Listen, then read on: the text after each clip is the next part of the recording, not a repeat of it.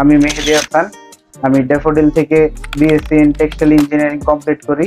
তারপর আমি চিন্তা করতে থাকি যে স্টাডি অ্যাব্রোডে কোথায় যাওয়া যায়।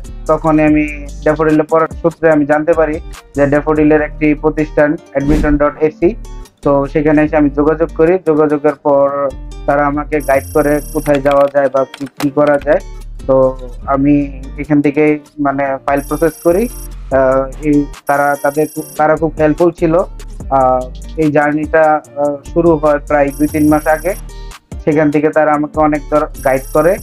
আহ, সেই সেক্ষেত্রে আমি আহ, অনেক সুযোগ সুবিধা তাদের কাছ থেকে আমি পাইছি।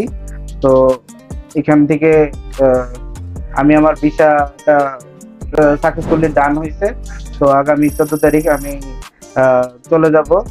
তো আমি আশা করবো যে আপনারা যারা দেশের বাইরে যেতে ইচ্ছুক তারা admission.ac তে আসতে পারেন। তারা ট্রাস্টেড প্রতিষ্ঠান।